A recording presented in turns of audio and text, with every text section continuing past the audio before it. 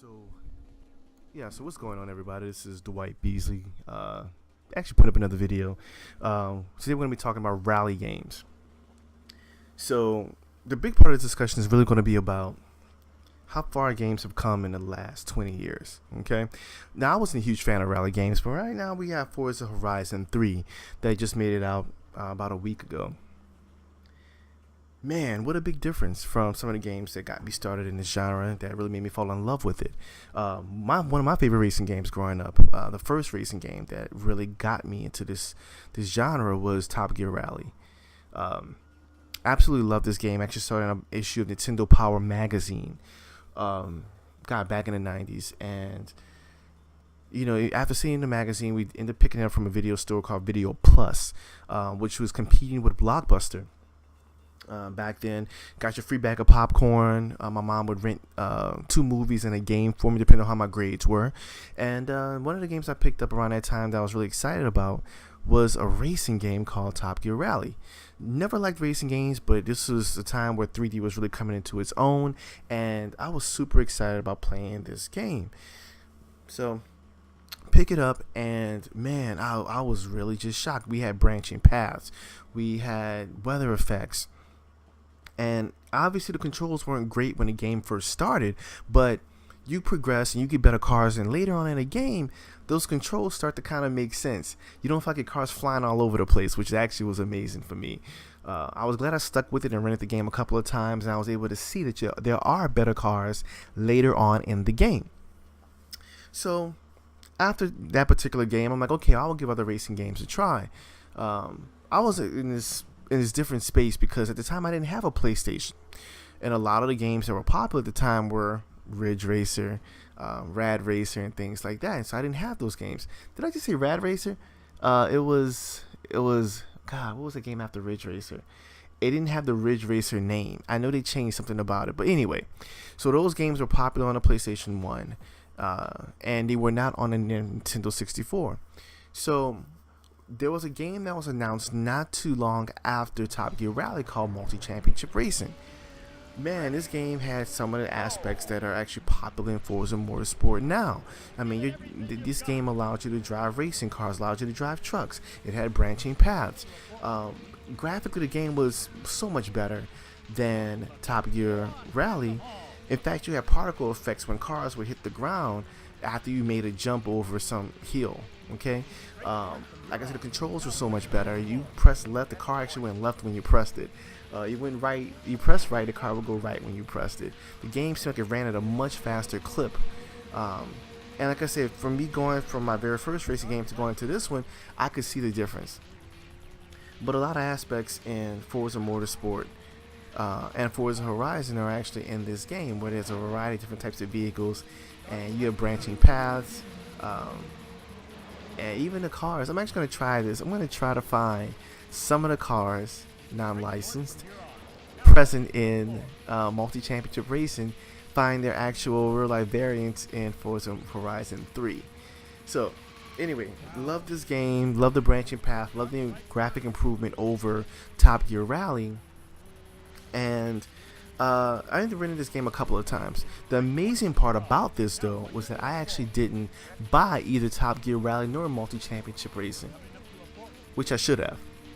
I'm going back now, and on these videos that you're seeing, I'm actually playing these games on a Project 64 emulator, which I have no problem playing emulators.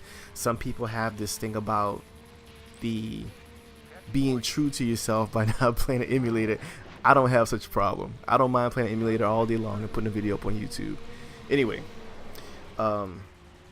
so I ended up giving Forza Horizon a chance with the Forza Horizon series because I'd gotten heavily involved in the Need for Speed series.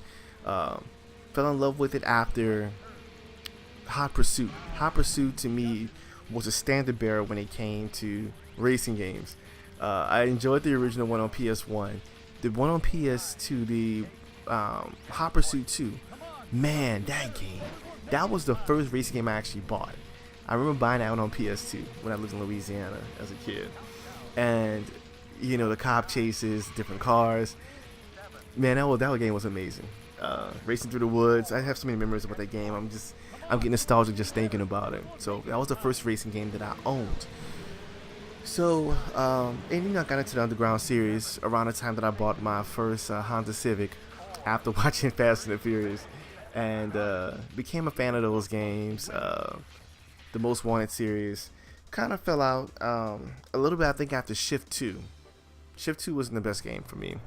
But what I did enjoy about Shift 1 was the racing line. So that had a profound impact on why I tried the Forza Motorsport series. Had played Gran Turismo for years, did not like Gran Turismo. Some people love it. I hated the controls with a passion. Okay, I could never get into that system because it just drove me crazy every time I saw a turn coming up.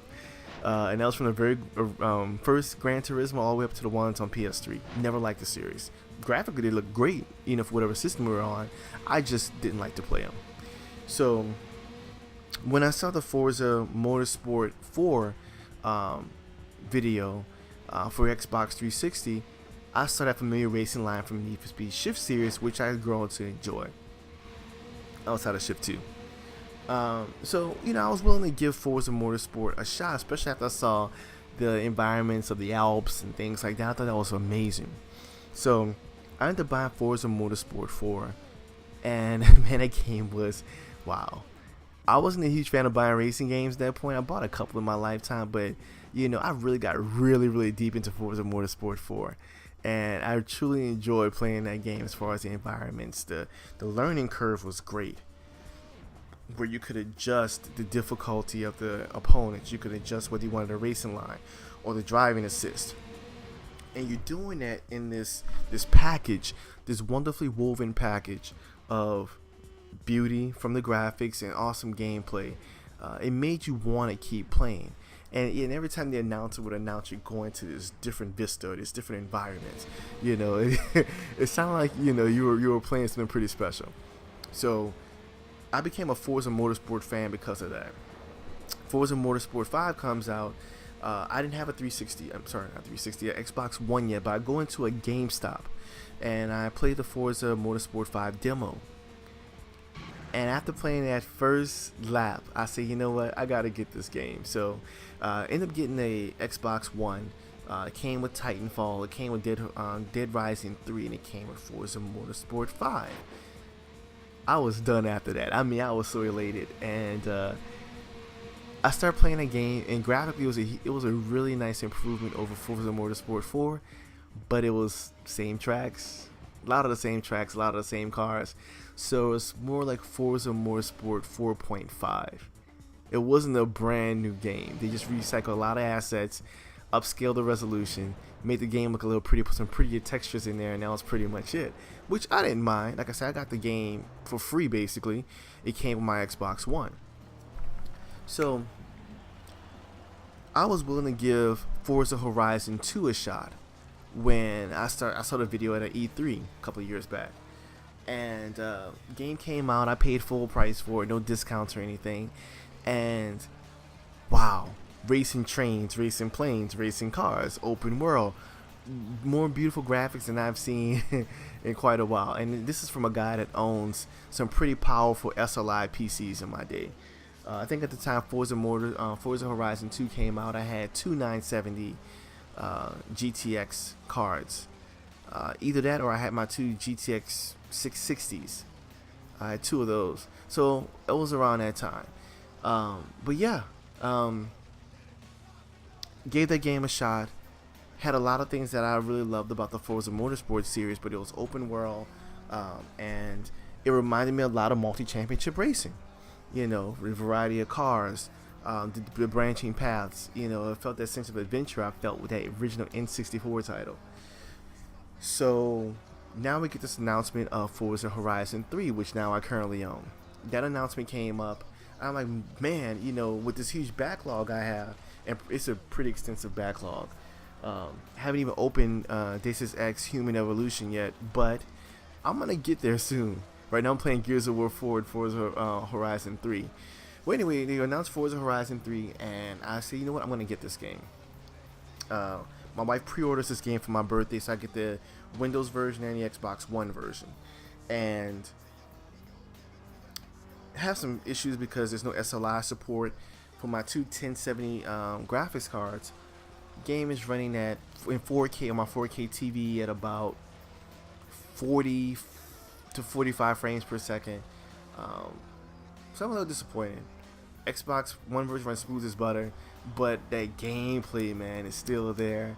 And like I say, it reminds me a lot of multi-championship racing and Top Gear rallies. These open environments, shortcuts, branching paths, beautiful graphics for the time.